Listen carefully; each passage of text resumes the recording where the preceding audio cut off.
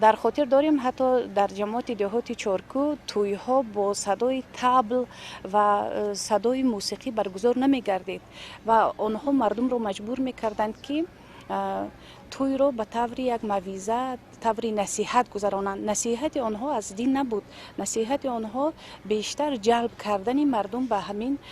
مقصدهای ناپاک خودشان بود. در یک کوچه تفریقه اندازی به همین حالت رسیده بود که در یک کوچه در یک عائله الکی برادران تقسیم شده بودند. برادران اگر 2 نفر باشند، یک نفر که نظری به اعضای حزب نهضت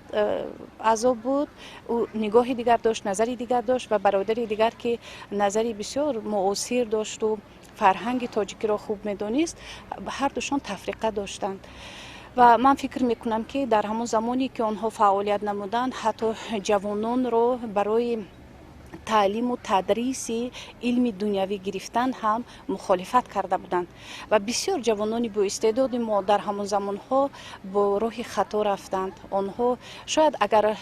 راه بلدان آنها که حزب نهضت اسلام بودند با آنها هدایت درست میکردند، امروز از آنها یگان عالم، یگان شاعر، یگان تکنیک خوب تربیه یافته می برآمد، ولی که آنها که راه گم زده شدند، به عقیده های افراطی گرفتار شدند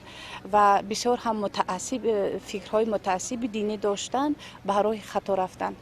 ولی من فکر میکنم که امروزها الکی جوانان ما، مردم تاجیک،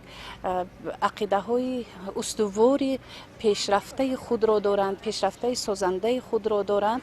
و خیانت های آنها را در عمل دیدند، سنجیدند، برای خودشون یک برداشت پیدا کردند و شخصا همچون مادر، همچون زن رفتار ناشایسته آنها را من محکوم بنمایم و الکی ما آگاه هستیم که حتی سابق